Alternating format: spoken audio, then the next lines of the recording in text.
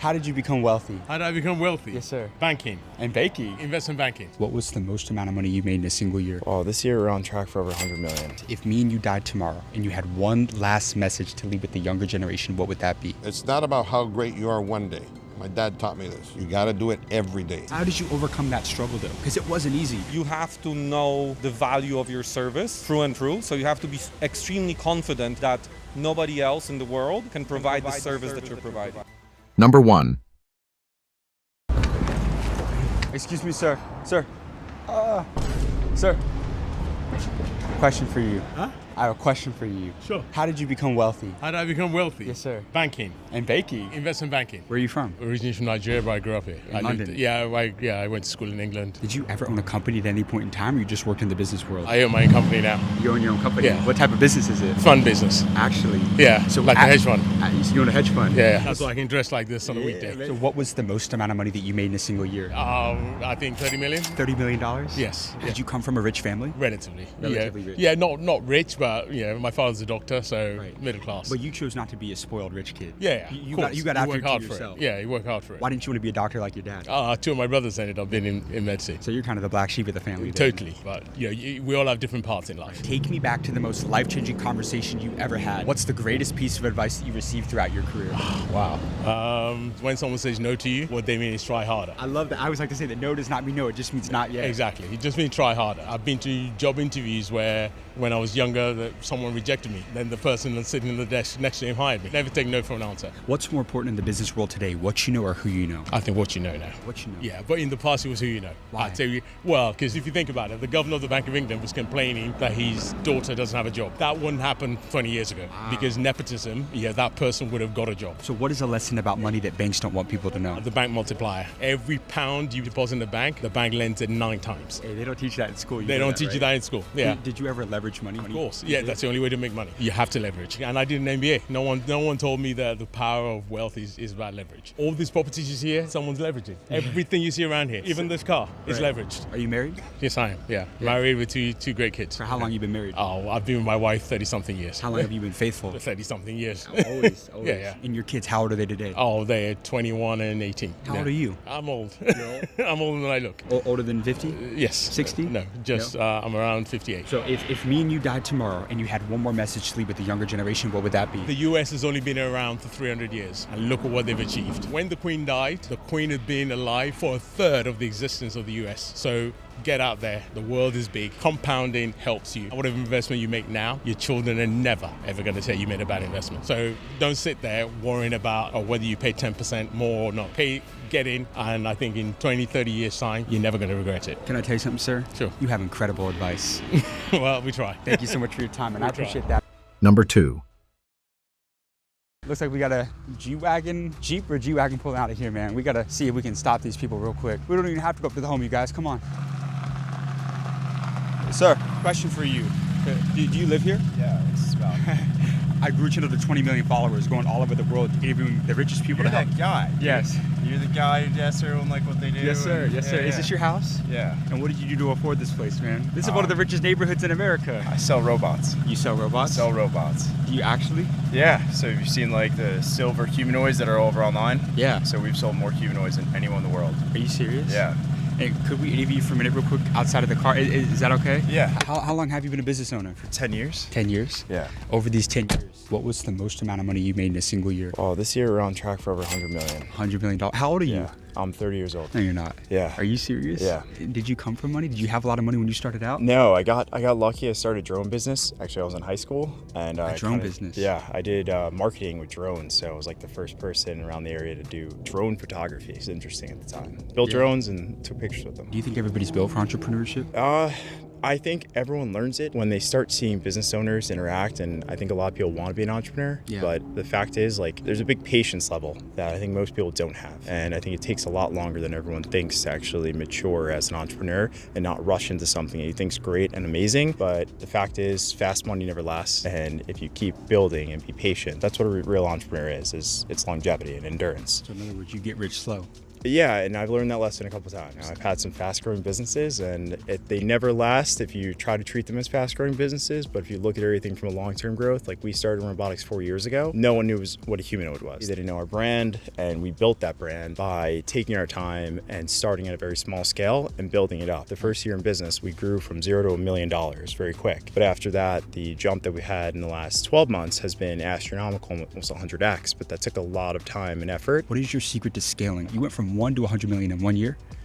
It took 4 years. 4 years though. I mean, come on, man. What was the secret to that scaling? A lot of it was going with not being a part of the trend, but leveraging the trends that are out there, such as AI, to build them into your business. So robotics is simultaneously known as an AI hardware. So being able to basically ride that wave at the same time and leverage it to was where we got to where we are now. When you started to make a lot of money, did you ever make any dumb decisions? Did you ever blow any money? Tons. Yeah. You know, and I did pretty well early on. And by the time I was 24, I was an actual millionaire. I had the money in my account and I tried to build like a life very fast. Patience is like key. You have a lot more time on this earth than people think. And you think you have to get it tomorrow, but you don't. You talked about that patience, right? If there's a lesson about money though, that you can instill in the younger generation that maybe you wish you would have known when you started to make a lot of money. Right. A guy like Mike Tyson made $400 million in his career and he blew through it all. What is the best financial advice you could instill in the younger generation right here? Everyone says this, but invest in yourself. And that means even just like trying and failing. Like start a business, fail, because you're gonna learn so much about it that it's not a waste of money. You're gonna get more, lessons from just starting a small business online or an e-commerce shop or a retail store or anything than you will from going to school, in my opinion. So it's like fail fast, just do something and invest in yourself in anything. Did you read a lot of books? I read a lot of books. I listen to books. I don't read them. I'm always on Audible. What was the #1 book that changed your life? There's a book called Ego is the Enemy. Ryan Holiday. Ryan Holiday, and I felt that was a great way to start pushing my headspace to a much more like neutral space. Was there a time where your ego ever got in the way? Absolutely. When you start doing really well when you're younger, you think you're on top of the world and you get your ass kicked a few times. And then you realize there's people and there's so many levels to things. That's another thing people don't understand either. Just because you can afford a Lamborghini or whatever does not mean you're at the level that everyone that has a Lamborghini is. Yeah. And what's your name? My name's Teddy Haggerty. Teddy, if me and you died tomorrow and you had one more message to leave with the younger generation, what would that be? Oh God, just don't give up. I know it's like the cheesiest advice sometimes, but like you may have a really down day in business and the next day might be amazing. And we have that every single day where one day is dead and the next day is life changing. So if you don't give up, as long as you're in the game, you're gonna get somewhere. Hey, you got amazing advice, my friend. Oh, thank you. Thank you so much for your time. And I gotta ask you though, I connect with all the millionaires and billionaires I interview. Could I get your contact? Yeah, of course. Number 3.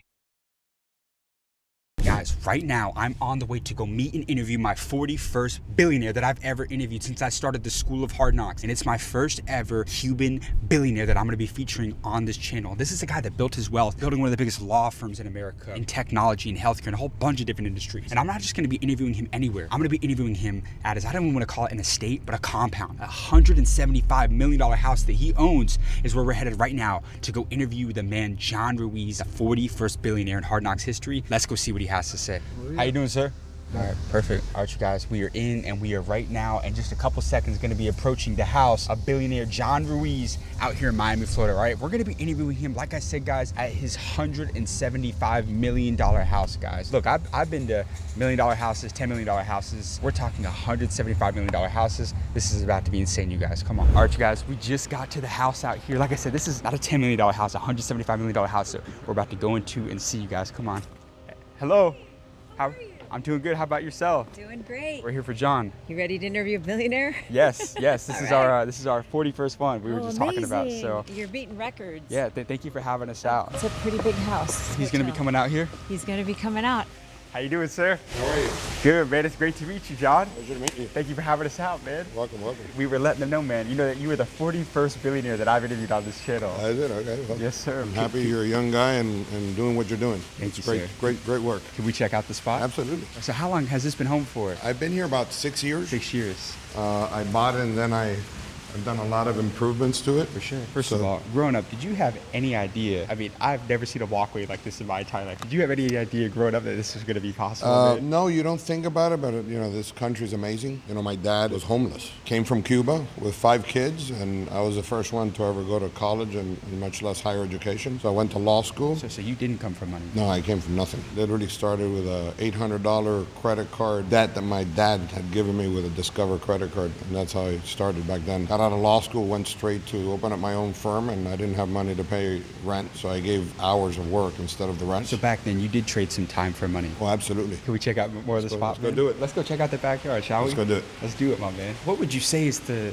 total valuation of this house? You know, this is right now the most expensive neighborhood in the United States. The home's out at about 175 million right now. I bought it for 46 million, and I've invested probably about another 20 into it. That alone is a big accomplishment, at least for me, you know, because I was born in the United States, the only one of the 5 kids. Little by little, you start learning. Here's what I can tell people. It takes the same effort to make $1 than it does to make 100 million. It is. It's the same thing because the rules are the same. The laws are the same. It's just a bigger platform. But sometimes it's easier because the people that you're dealing with are at that level already, and they understand. And they move like that. And they move quick, and they know what they want to do, right? So that's one of the things you learn with time, that you don't really have to reinvent the wheel. You just got to do what you do. Now, innovation is different because to me that is sort of trying to create a new wheel. Let's check out the backyard, my man. Do it.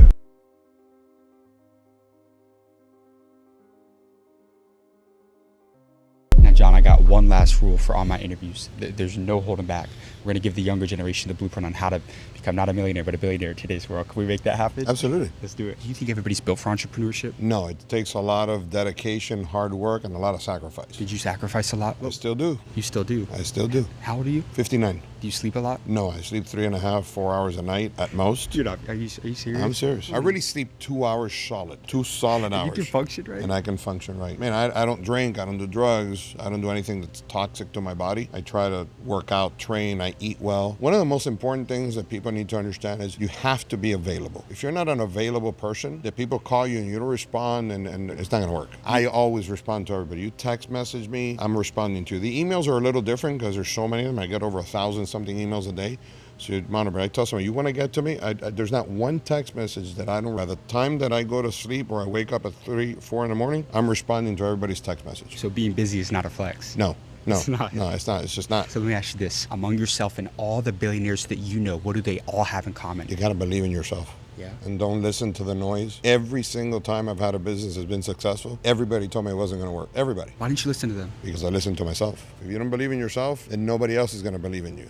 There's a saying that money is the root of all evil. Do you think that money changes people or just amplifies who you already are? I think a lot of times it changes people because it goes to their head. Did you ever let it go to your head? Never.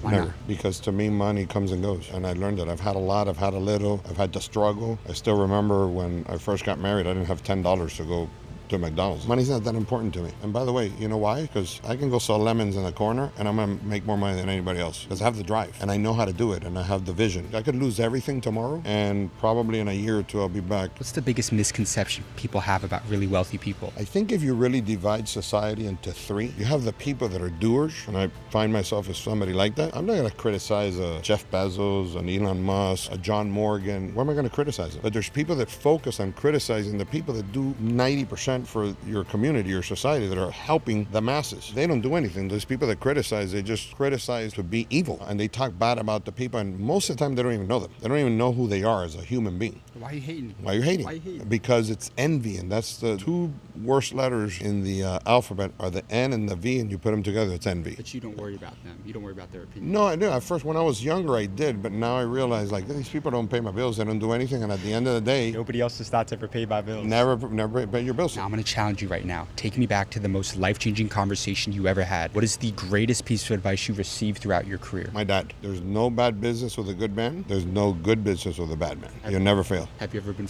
over in business? A million times. Yeah. But I harder. There's no mercy for the competition. No, I don't sleep, and I will. You'll pay. How old are you now? 59. Are you a good negotiator? I won't say it, but my partner says I'm the best negotiator he's ever met. So give me your best sales and negotiation advice as a billionaire for the entrepreneurs out there. You got to make the other person understand why what you have is valuable to them, not valuable to you. So when you make them understand that they need you and you don't need them, that's when you're going to make the best deal. Let me ask you this. If me and you died tomorrow and you had one last message to leave with the younger generation, what would that be? It's not about how great you are one day. My dad taught me this. You got to do it every day. One day somebody will wake up and I want to conquer the world, and then the next day they don't do it. I wake up every day with the same goal in mind, which is to execute. You got amazing advice, sir. Thank you. Thank you for your time, brother, Appreciate man. And I connect with all the billionaires I interview. Could I get your contact? Yeah, absolutely. Number 4. Excuse me, sir. Sir, One sec. I have very good things for you. I imagine. So, how old were you when you made your first billion? How did you know that I made I know who you are, man. How old were you?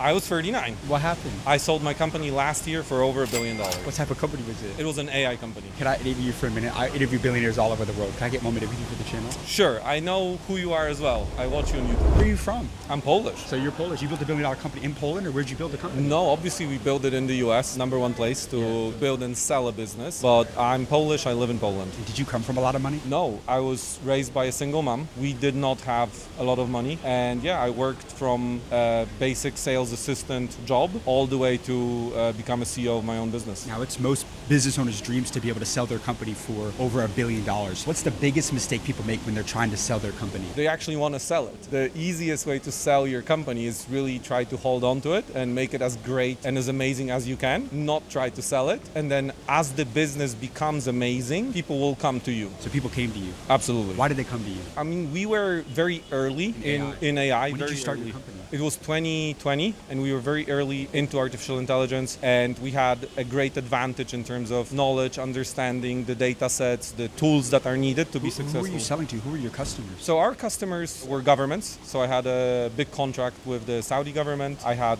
contracts with big enterprises who needed to adopt AI at scale. What was it like selling to the governments? It's the easiest thing in the world. What do you mean? It's an extremely complex process. You have to have It wasn't patience. actually easy. No, of course it's not. I wouldn't wish it for my worst enemy. You know, it's like eating glass and staring into the void every day. Hey, Elon Musk says entrepreneurship's like eating glass and staring into the abyss. That's It's right. true. You gotta chew cactus. Yes, you have to chew cactus, and working with governments is the ultimate cactus. How did you overcome that struggle though? Because it wasn't easy. You have to know the value of your service through and through. So you have to be extremely confident that nobody else in the world can provide the service that you're providing. Speed, scale. I think, speed over scale and then scale. And if you manage to crack that in any client relationship, you're instantly a winner. Are you a good negotiator? I would hope so. I can walk out from a multi-million-dollar meeting. So you weren't afraid to walk away? No, that's exactly what we did, and I did it many times. Tell me a story when you walked away from a big deal. So we had a $30 million deal on the table. To buy the company? No, to just revenue, just pure revenue. 30 million, ready to sign, and the payment terms were 10% upfront. We needed 30, but we didn't need 30 to be greedy. We needed 30 to deliver the most excellent product and service to the client. And because I knew that if I don't get 30% prepaid, $10 million prepaid, if I don't get that, the client will be not satisfied. So I was confident to say, I can't help you without these terms, so I'm happy to walk away from the deal rather than hurt my brand and hurt your outcome. Initially, the client did not like that, but ultimately, when you show that you really mean it, you walk away from the table. I think we didn't even make it to the gate. They called us back immediately. Now, what city are we in right now? We're in Abu Dhabi. How important is it for young entrepreneurs to get out of their hometown? You know, that's an amazing question. I spent the first 8 years of my career traveling extensively. I went to 56 countries. And what I've learned is that you can be successful anywhere in the world, but you do have to go there. So I had a business in Australia, in Singapore, in Poland, in the US. The thing that you learn through travel is that the opportunity is waiting for you, but for sure, it's not waiting for you in your bedroom or in your living room. For sure, there's no $100 million deal in your kitchen. Guys, you can't make $1 billion working from home, and you have to go out there. The more hands you shake, the more money you make. I believe that's very true. It becomes very clear that not everything is the same as it is around just your little bubble. I love that. How old are you now? 40.